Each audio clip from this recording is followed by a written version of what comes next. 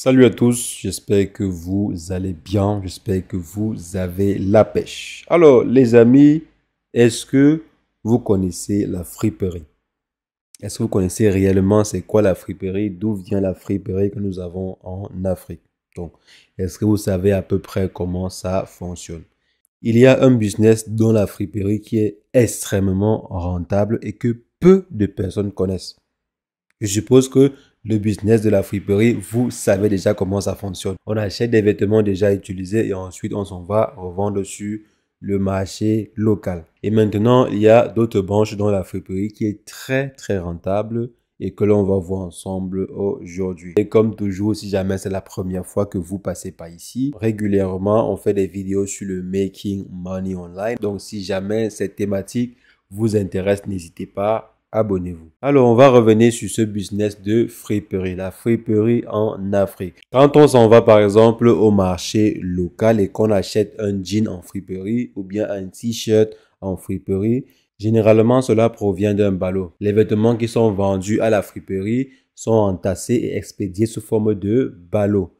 Et on vend ces ballots à l'étranger. Il y a en fait des ballots qui viennent du Canada, il y a des ballots qui viennent de l'Europe, il y a des ballots qui viennent de la Chine. Ce sont généralement des vêtements réutilisés en Chine, en Europe, au Canada et autres. Donc ces personnes-là vont rassembler et ensuite empaqueter sous forme de ballots. Il y aura par exemple des ballots de 45 kg, des ballots de 25 kg, des ballots de 50 kg, des ballots de 100 kg et voire rarement plus. Donc, on va s'arrêter par exemple au ballot de 100 kg. Donc, il y a en fait des personnes qui sont spécialisées uniquement dans l'importation de ces ballots.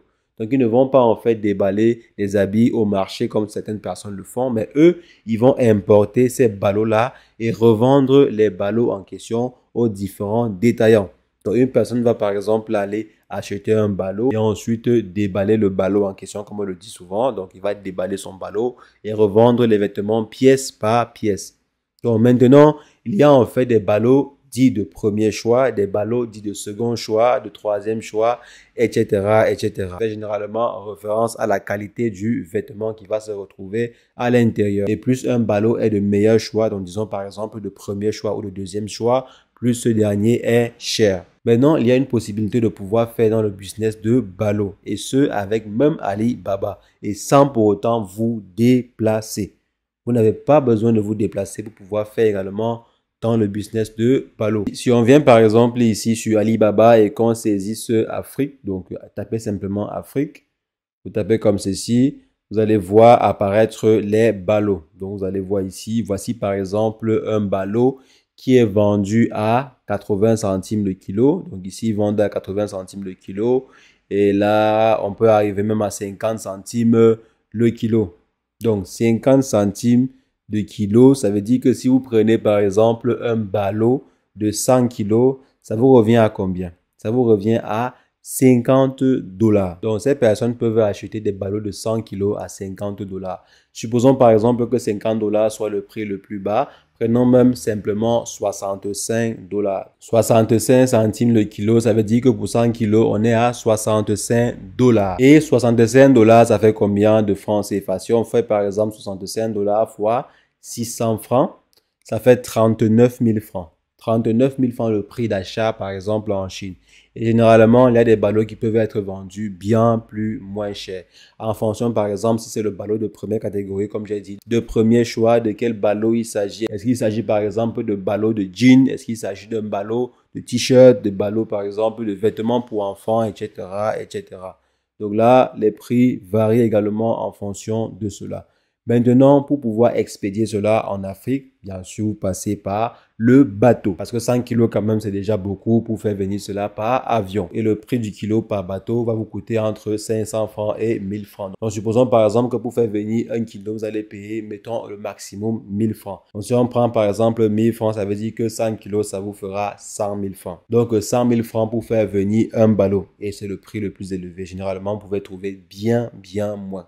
Donc là, on est à 100 000 francs pour le ballot. Pour faire venir, on fait le ballot. Donc, on fait plus 100 000 francs. Ce qui fait 139 000. Supposons par exemple qu'il y a des aléas et vous arrivez à 150 000. Donc là, c'est un ballot de 100 kilos. Pour un ballot de 100 kg, généralement, on peut le revendre à 230 000, voire 250 000, parfois même plus. Donc, si vous vendez par exemple à 230 000, donc si je viens ici 230 000 francs, ça fait 80 000 de bénéfices. Et c'est un produit que l'on achète et ensuite on revend directement. Donc, c'est pas vous en fait qui allez détailler chaque ballot. Vous allez en fait simplement acheter ces ballots-ci et revendre cela aux grossistes qui iront eux-mêmes détailler chaque ballot. Donc là, j'ai supposé qu'on vend cela à 230 000. Généralement, c'est 250 000, voire même plus. Si on vient par exemple ici, ce dernier vend des ballots de friperie de 100 kg à 200 000. Comme vous voyez ici en commentaire, 200 000. Si on descend ici et qu'on essaie de lire à peu près les commentaires, donc il n'y a pas beaucoup de personnes qui rechignent sur le prix. Ça veut dire que c'est le bon prix. 250 000. C'est un très bon prix. Vous voyez par exemple ici, il dit ballot de chaussures 55 000. Ça dépend, comme j'ai dit, du nombre de kilos. On voit également ici qu'il vend le ballot de robe de soirée à 250 000. Donc, il vend en fait des ballots de friperie de 100 kg à 250 000.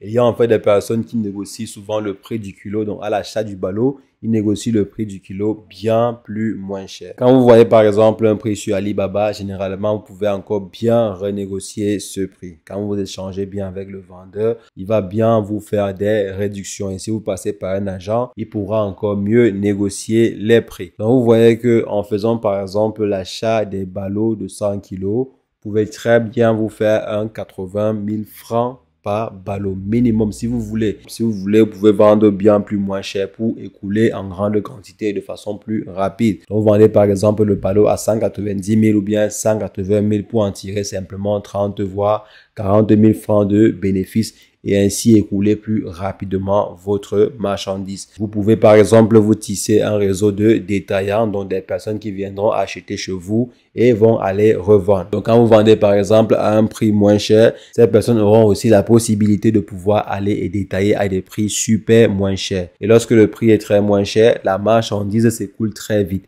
Et vous avez ainsi la possibilité de pouvoir renouveler rapidement le cycle. Donc les amis, voici un business super, mais alors super simple. Vous n'avez pas vraiment besoin de vous casser la tête. Donc maintenant, c'est à vous de savoir comment le faire et surtout de le mettre en pratique.